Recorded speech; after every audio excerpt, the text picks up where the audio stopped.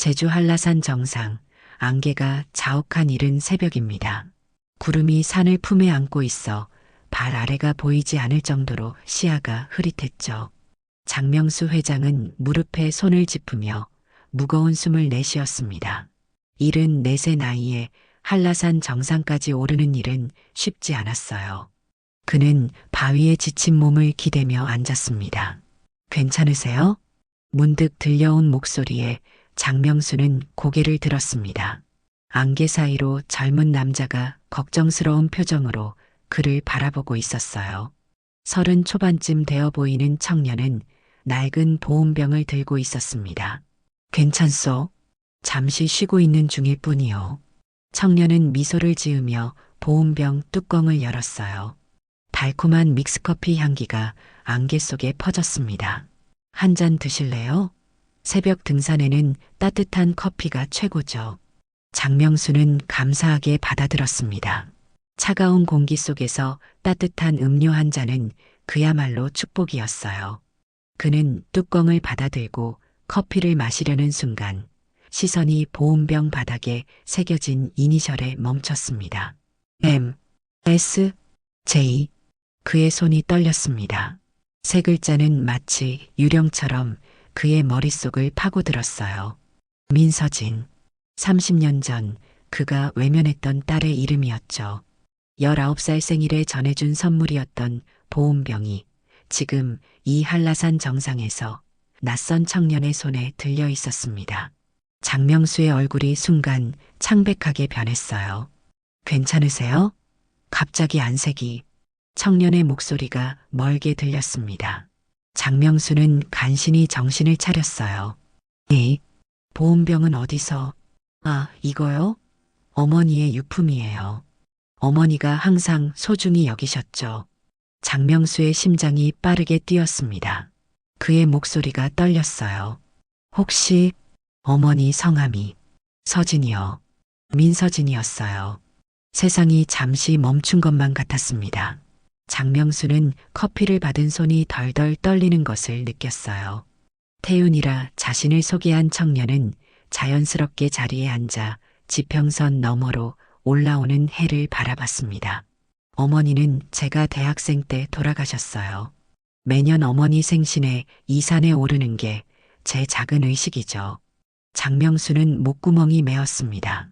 그는 커피를 한 모금 마시며 감정을 추스렸어요.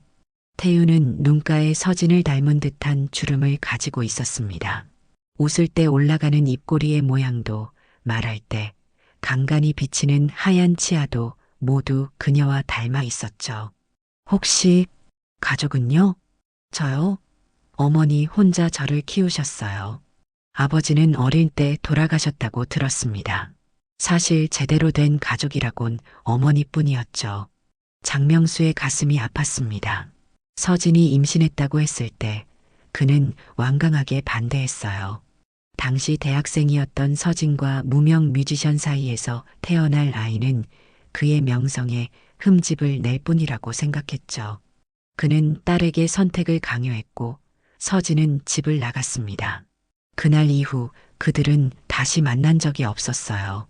보온병은 서진이 집을 나가기 전 마지막 생일에 받은 선물이었습니다. 그녀가 항상 이걸 간직했다는 사실에 장명수의 눈시울이 뜨거워졌어요. 그는 조용히 숨을 고르며 태윤을 바라봤습니다. 당신, 어머니를 많이 닮았군요. 태윤은 놀란 듯 그를 쳐다봤습니다. 어머니를 아셨어요? 장명수는 순간 진실을 말하려다 말을 삼켰어요. 30년 동안 외면했던 딸의 아들에게 갑자기 할아버지라고 밝히는 것은 무책임한 일이었습니다. 그는 대신 미소를 지으며 고개를 저었죠. 아니요. 그냥 당신에게서 따뜻함이 느껴져서요. 태윤은 미소를 지었습니다. 태양이 구름 사이로 모습을 드러내며 안개를 걷어가기 시작했어요. 장명수는 그날 이후 태윤을 계속 지켜보기로 마음먹었습니다. 장명수는 태윤이 운영하는 작은 카페를 찾았습니다. 브리즈라는 이름의 카페는 제주 해안가에 위치해 있었어요. 바다가 내려다 보이는 창가 자리에 앉은 장명수는 조심스럽게 주변을 살폈습니다. 벽에는 오래된 사진들이 걸려 있었죠. 그 중에는 웃고 있는 서진의 모습도 있었어요. 어서 오세요. 태윤이 미소를 지으며 다가왔습니다. 그는 장명수를 못 알아본 듯 했어요. 한라산에서 만났던 사람인데 기억하시나요? 태윤의 눈이 커졌습니다. 아, 회장님, 여기까지 어떻게 오셨어요? 우연히 지나가다 들렀소. 커피가 맛있어서요. 장명수는 태윤이 내온 커피를 마셨습니다. 믹스커피와는 다른 깊은 맛이 혀끝에 맴돌았어요. 어머니가 좋아하셨던 블렌드예요. 제가 로스팅해서 만들었죠. 장명수는 천천히 카페를 둘러보았습니다. 구석에 놓인 책장에는 문학책들이 가득했어요. 서진도 책을 좋아했었죠. 특히 시집을 즐겨 읽곤 했습니다.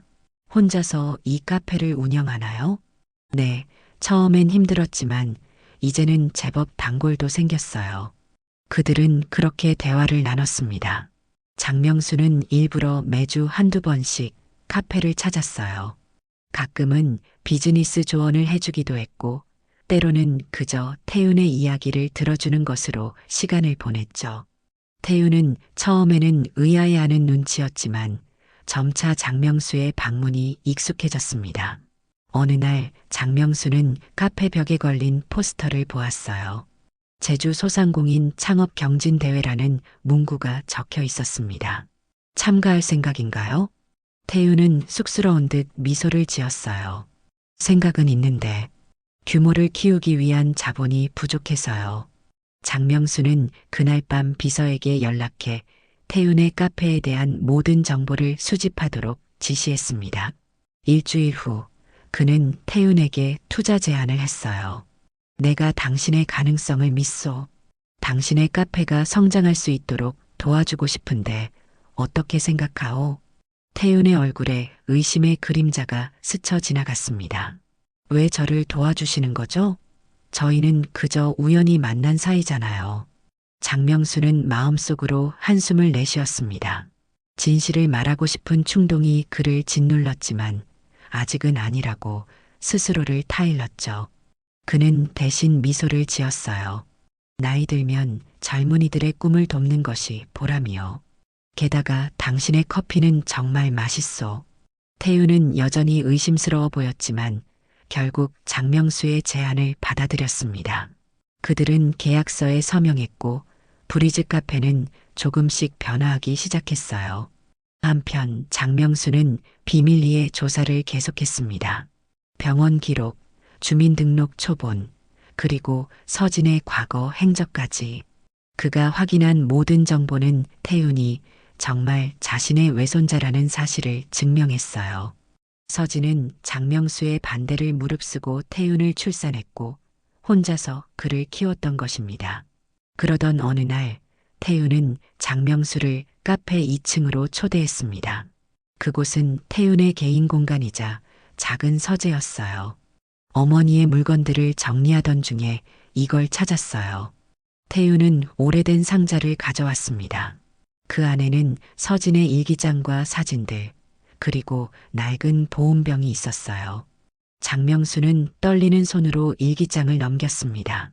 아버지의 선물인 이 보온병은 내 유일한 추억이다. 언젠가 아버지가 태윤을 만나게 된다면 이 보온병이 우리를 이어주는 매개체가 되길 바란다. 장명수의 눈에서 눈물이 흘렀습니다. 서진은 끝까지 그를 미워하지 않았던 거예요.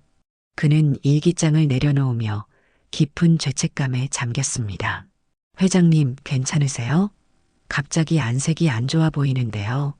장명수는 고개를 끄덕였지만 그의 가슴은 산산조각이 나고 있었습니다. 그는 30해 동안 이 소중한 인연을 놓치고 살아왔어요. 이제는 용기를 내어 진실을 말해야 할 때였습니다. 다음 날 장명수는 결심을 했습니다. 태윤에게 모든 것을 고백하기로 한 거죠. 그는 오랜 친구인 변호사를 불러 유언장을 수정했어요. 그의 재산 절반을 태윤에게 남기는 내용이었습니다. 정말 확실한 거요? 당신의 다른 가족들이 그는 내 외손자요. 내 피와 살이요. 변호사는 더 이상 말을 꺼내지 못했습니다. 장명수의 눈빛에는 확고한 결심이 담겨 있었어요. 서명을 마친 후 그는 브리즈 카페로 향했습니다. 가는 내내 어떤 말로 시작해야 할지 고민했지만 마땅한 답을 찾지 못했어요. 30년의 시간은 그 어떤 말로도 채워질 수 없었습니다. 카페에 도착했을 때 평소와 달리 한적한 분위기였어요. 오후의 한가한 시간대였죠. 장명수는 깊은 숨을 들이마시고 문을 열었습니다. 그러나 태윤의 표정이 어딘가 불안해 보였어요. 그는 장명수를 보자마자 사무실로 안내했습니다. 회장님, 솔직히 말씀해 주세요. 제가 누구인지 알고 계신 거죠? 장명수는 놀라움에 말을 잇지 못했습니다. 태윤이 계속 말을 이었어요. 어제 회장님이 보신 일기장 말고도 어머니가 남긴 편지가 있었어요. 거기엔 제 할아버지가 어떤 분인지 적혀 있었죠. 태윤의 목소리는 차분했지만 그의 눈에는 분노와 슬픔이 뒤섞여 있었습니다. 그가 서랍에서 봉투를 꺼냈어요. 오래된 편지였습니다. 태윤은 그것을 테이블 위에 조심스럽게 펼쳤죠. 서진이의 필체는 항상 예뻤지. 장명수가 떨리는 목소리로 말했습니다. 그는 편지를 읽지 않아도 알 수 있었어요. 그 안에 적힌 내용을, 자신이 서진에게 했던 말들과 행동들을, 장명수 회장, 제이콥 그룹 회장, 그리고 제 어머니를 버린 사람. 태윤의 목소리가 차갑게 울렸습니다. 장명수는 숨이 막혔어요. 그의 손이 떨렸습니다. 태윤아, 난 왜 지금 와서 이러시는 거예요? 30년간 모른 척 하다가 이제 와서 갑자기 관심을 보이시는 이유가 뭐죠? 태윤의 목소리가 점점 높아졌습니다. 그의 눈에는 눈물이 고였어요. 그것은 오랜 시간 쌓아온 아버지 없이 자란 외로움과 어머니를 혼자 떠나보낸 아픔이 만들어낸 눈물이었습니다. 제가 누군지 알면서도 모른 척 했어요. 저에게 투자한다며 접근하고 마치 우연을 가장했죠. 이게 다 무슨 의미예요? 태윤의 분노는 정당했습니다. 장명수는 무거운 마음으로 고개를 숙였어요. 그는 태윤의 모든 말이 사실임을 인정했습니다. 이제는 더 이상 숨길 것도 변명할 것도 없었어요. 미안하다, 태윤아. 내 어머니를 지켜주지 못했고 너를 알아보지 못했다. 이제라도요? 30년이 지난 지금 어머니는 돌아가셨어요. 당신이 필요할 때 어디 있었어요? 태윤이 벌떡 일어나 소리쳤습니다.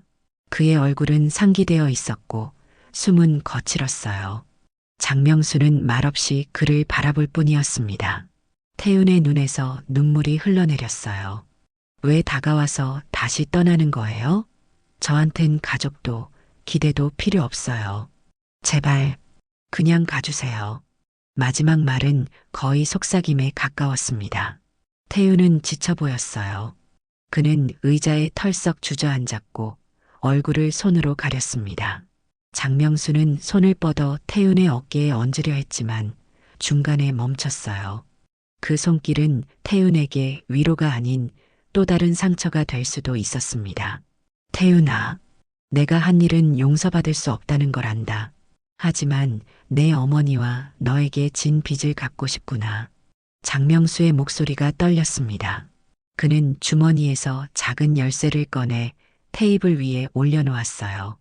이건 너희 둘만의 공간이 될 수 있었던 집의 열쇠다. 이제라도 내가 가지길 바란다. 태윤은 고개를 들었지만 열쇠를 바라보지 않았습니다. 그저 장명수의 눈을 똑바로 쳐다볼 뿐이었어요. 가주세요. 그 말을 끝으로 태윤은 일어나 사무실을 나갔습니다. 장명수는 홀로 남겨졌어요. 그의 눈에서 뜨거운 눈물이 흘러내렸습니다. 태윤의 날카로운 말은 장명수의 가슴을 꿰뚫었습니다. 그는 무거운 발걸음으로 카페를 나왔어요. 하늘에서는 비가 내리기 시작했고 그는 우산도 없이 걸었습니다. 머릿속은 혼란스러웠죠. 태윤의 분노는 당연한 것이었어요. 서진을 외면했던 그날부터 오늘까지 모든 것이 자신의 잘못이었습니다. 잠시 길가에 서서 비를 맞으며 생각에 잠겼어요. 태훈과 서진에게 못했던 말들이 가슴에 맺혔습니다. 자신의 어리석음과 완고함이 30해의 시간을 흘려보냈죠. 그가 다시 찾을 수 없는 시간들이었습니다. 30년 전으로 돌아갈 수만 있다면 그는 허공에 중얼거렸어요. 비는 점점 더 거세게 내렸습니다. 장명수는 그대로 비를 맞으며 호텔로 돌아갔죠. 그날 밤 그는 잠들지 못했습니다. 가슴속 무거운 후회가 그를 짓눌렀어요. 아침이 되자 그는 고열에 시달렸습니다. 몸이 떨리고 숨쉬기가 힘들었죠. 회장님, 의사를 불러야 할 것 같습니다. 비서의 말에도 그는 고개를 저었어요. 그러나 상태는 점점 악화되었습니다. 이틀 후 장명수는 심한 폐렴으로 병원에 실려갔어요. 고열과 함께 그의 의식은 혼미해졌습니다. 병상에 누운 그는 계속해서 서진의 이름을 불렀고 태윤에게 용서를 구했죠. 의사들은 그의 상태가 좋지 않다고 했습니다. 나이가 많은 데다 심적 스트레스가 심했던 탓이었어요. 회장님의 면역 체계가 약해져 있습니다. 폐렴이 심각한 상태고 심장에도 무리가 가고 있어요. 의사의 진단은 비관적이었습니다. 그의 회사 관계자들과 멀리 있는 친척들이 병실을 찾아왔지만 장명수가 진정으로 보고 싶어 했던 사람은 오지 않았어요. 그는 혼수 상태에 빠지기 전 비서에게 마지막 부탁을 했습니다. 이 편지와 보온병을 태윤에게. 그의 손에는 오래된 편지 한 통과 낡은 보온병이 쥐어져 있었습니다. 비서는 장명수의 지시에 따라 태윤에게 연락을 취했어요. 처음에 태윤은 거절했지만 장명수의 상태가 위중하다는 말에 마음을 바꾸었습니다. 그가 입원한 지 일주일째 되던 날 병실 문이 열렸습니다. 태윤이 조심스럽게 들어왔어요. 그는 장명수의 비서로부터 소식을 들었다고 했습니다. 할아버, 회장님, 태윤의 목소리는 떨렸습니다. 그는 침대 옆 테이블에 놓인 낡은 보온병과 편지 봉투를 보았어요. 장명수가 의식이 없는 상태에서도 손에서 놓지 않았던 것들이었습니다. 병실은 조용했습니다. 오직 심전도 기계의 규칙적인 소리만이 공간을 채웠어요. 태윤은 병상 옆 의자에 앉았습니다. 장명수의 얼굴은 창백했고 호흡은 얕았어요. 한때 강인하고 위험 있던 모습은 사라지고 그저 나이든 노인의 모습만 남아 있었습니다. 태윤은 조심스럽게 장명수의 손을 잡았어요. 차갑고 마른 손이었습니다. 그는 한참 동안 아무 말도 하지 않았죠. 그저 할아버지의 손을 잡고 있었어요. 세월의 골이 깊게 팬 그 손에는 많은 이야기가 새겨져 있었습니다. 후회와 그리움, 그리고 용서를 구하는 마음이. 태윤은 조심스럽게 편지를 열었어요. 장명수의 떨리는 글씨체로 채워진 종이였습니다. 태윤은 편지를 읽으며 눈물을 멈출 수 없었습니다. 장명수의 고백이 담긴 종이에는 오랜 세월 숨겨온 마음이 적혀 있었어요. 사랑하는 태윤에게 내가 이 편지를 쓰는 이유는 용기가 없어서라네. 30해 전 나는 내 어머니 서진이를 외면했다. 그것은 내 인생에서 가장 큰 후회이자 가장 무거운 짐이었지. 한라산에서 너를 만났을 때 나는 내가 서진이의 아들임을 직감했다. 그 보온병을 보는 순간 세상이 내게 두 번째 기회를 준 것 같았어. 태윤은 편지를 읽다 잠시 눈을 들어 병상에 누운 장명수를 바라봤습니다. 할아버지의 창백한 얼굴에는 고통과 후회의 흔적이 역력했어요. 태윤은 다시 편지를 읽어 내려갔습니다.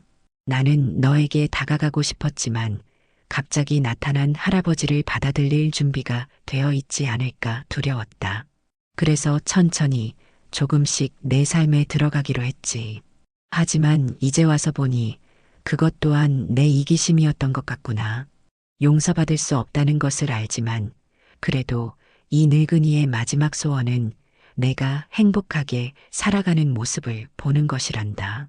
편지의 마지막 부분에는 장명수가 태윤에게 남기고 싶은 것들이 적혀 있었어요. 사업체, 재산, 그리고 제주도에 있는 작은 땅까지. 하지만 그 어떤 것도 태윤의 마음을 움직이지 못했습니다. 오직 한 가지, 편지의 마지막 문장만이 그의 가슴을 울렸어요. 이 보온병처럼 나의 사랑은 시간이 지나도 식지 않을 것이다. 비록 늦었지만 이제라도 너와 함께 할 수 있기를.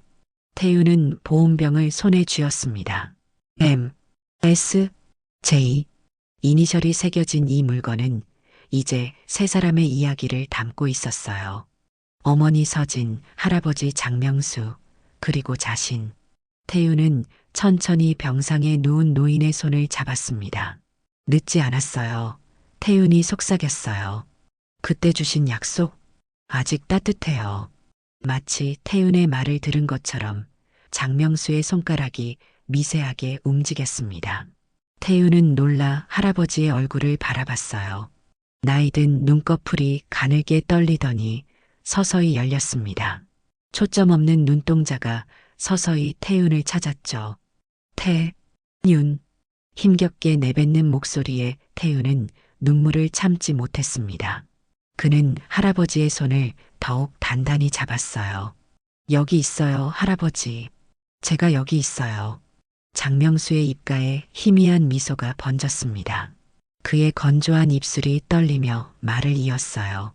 미안하다. 태윤은 고개를 저었습니다. 이제 괜찮아요. 이해해요. 그들 사이에는 오랜 침묵이 흘렀습니다. 세월의 무게와 오해의 벽이 조금씩 허물어지는 시간이었어요. 장명수는 깊은 숨을 들이쉬었습니다. 마치 오랜 짐을 내려놓은 것처럼 그의 표정이 편안해졌죠. 의사들은 장명수의 상태가 조금씩 호전되고 있다고 했어요. 태윤은 매일 병실을 찾았습니다. 그는 매일 보온병에 커피를 담아왔고 장명수에게 카페 소식을 들려주었죠. 비록 장명수는 대답하지 못했지만 태윤은 그가 듣고 있다고 믿었어요. 한 달이 지나고 장명수는 의식을 완전히 되찾았습니다. 비록 휠체어에 의지해야 했지만 그는 병실을 나올 수 있게 되었어요. 태윤은 그를 병원 정원으로 데리고 나갔습니다. 따뜻한 봄 햇살이 그들을 감쌌죠. 어머니는 할아버지를 미워하지 않으셨어요. 태윤이 문득 말했습니다. 장명수는 놀란 눈으로 그를 바라봤어요. 일기장에 언젠가 할아버지와 만날 날을 기다린다고 쓰셨더라고요. 어머니는 항상 저에게 할아버지 이야기를 해주셨어요. 엄하지만 따뜻한 분이라고. 장명수의 눈에 눈물이 고였습니다. 그의 손이 떨렸어요. 서진이, 그 아이가 그런 말을. 태윤은 고개를 끄덕였습니다. 어머니는 할아버지를 용서하셨어요. 저도 용서했어요. 6달 후 제주 바닷가에 민서진 도서 카페가 문을 열었습니다. 푸른 바다가 내려다 보이는 2층 건물이었어요. 1층은 카페와 작은 도서관으로, 2층은 문학 행사와 낭독회를 위한 공간으로 꾸며졌습니다. 벽면에는 서진의 사진과 그녀가 좋아했던 시구들이 걸려 있었어요. 태윤은 개장 준비로 분주했습니다. 그는 어머니가 좋아했던 책들을 직접 선별했고 커피 블렌드도 특별히 개발했어요.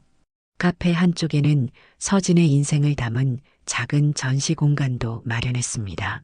그녀가 쓴 시와 일기, 그리고 사진들이 연대순으로 정리되어 있었죠. 그중 가장 눈에 띄는 것은 낡은 보온병이었어요. 그것은 유리 케이스 안에 소중히 보관되어 있었습니다. 어머니, 드디어 꿈을 이루었어요. 태윤은 서진의 사진 앞에서 작게 속삭였습니다. 개장식 날 많은 사람들이 카페를 찾았어요. 지역 주민들과 언론, 그리고 카페 산업 관계자들까지 모두 이 특별한 공간의 이야기에 관심을 보였습니다. 태윤은 긴장된 표정으로 리본을 자르기 직전이었습니다. 그때 휠체어를 탄 장명수가 조용히 나타났어요. 그는 건강이 좋지 않았지만 이날만큼은 꼭 오겠다고 고집했던 것이죠. 할아버지, 태윤이 반갑게 그를 맞이했습니다. 장명수는 웃음을 지었어요. 그의 얼굴은 여전히 창백했지만 눈빛만은 생기가 돌았습니다. 그는 태윤의 손을 꼭 잡았죠. 내 어머니가 자랑스러워할 거다. 태윤은 할아버지의 휠체어를 밀며 카페 안으로 들어갔습니다. 그곳은 이미 손님들로 북적였어요. 장명수는 태윤이 이룬 성과를 바라보며 가슴이 뭉클해졌습니다. 서진이 꿈꾸던 공간이 이렇게 현실이 되다니. 인사를 마친 후 태윤은 장명수를 바다가 보이는 창가 자리로 안내했어요. 이곳은 특별히 할아버지 자리라고 이름 붙인 공간이었습니다. 태윤은 테이블 위에 보온병을 올려놓았어요. 이건 우리 가족만의 레시피예요. 태윤이 보온병에서 커피를 따라 장명수에게 건넸습니다. 그것은 단순한 믹스커피가 아니었어요. 그 안에는 세 사람의 이야기가 담겨 있었죠. 서진의 따뜻함, 장명수의 후회와 사랑, 그리고 태윤의 용서. 장명수는 커피를 한 모금 마시고 미소 지었습니다. 너무 맛있구나. 서진이를 닮았어. 카페는 금세 손님들로 가득 찼습니다. 태윤은 분주히 오가며 손님들을 맞이했어요. 장명수는 그런 태윤을 바라보며 미소 지었습니다. 그의 눈에는 자랑스러움과 평온함이 깃들어 있었어요. 오후가 되자 장명수는 태윤을 불렀습니다. 그는 주머니에서 작은 상자를 꺼냈어요. 이건 내 어머니가 태어났을 때 내가 만들어둔 거란다. 하지만 그때의 어리석음으로 주지 못했지. 상자 안에는 작은 금 팔찌가 있었습니다. 뒷면에는 우리 딸에게라는 문구가 새겨져 있었어요. 이제는 내가 간직했으면 좋겠구나. 태윤은 팔찌를 조심스럽게 들어 올렸습니다. 햇살이 금 속에 반사되어 따뜻한 빛을 내뿜었어요. 할아버지, 감사해요. 그들은 함께 바다를 바라보았습니다. 파도가 밀려왔다. 다시 바다로 돌아가는 모습은 마치 그들의 이야기 같았어요. 오랜 시간 흩어져 있던 그들이 마침내 하나로 모인 것처럼. 장명수는 태윤의 손을 꼭 잡았습니다. 그들 사이에는 더 이상 말이 필요하지 않았어요. 앞으로 쌓아갈 추억들이 기다리고 있었으니까요. 내일은 내가 커피를 타주마. 장명수가 문득 말했습니다. 태윤이 놀란 눈으로 그를 바라봤어요. 할아버지가요? 그래, 내 젊었을 적에 꽤 솜씨가 좋았단다. 서진이 어머니도 내 커피를 좋아했지. 태윤은 웃음을 지었습니다. 기대할게요. 저녁이 되고 카페의 불빛이 하나둘 켜지기 시작했어요. 창밖으로는 제주의 아름다운 노을이 펼쳐졌습니다. 그들은 말없이 그 광경을 바라봤죠. 시간은 그렇게 흘러갔지만 그들의 마음속에는 여전히 따뜻한 약속이 남아 있었습니다. 보온병 속에 식지 않는 약속처럼. 이렇게 보온병 속의 약속 이야기가 모두 마무리되었습니다.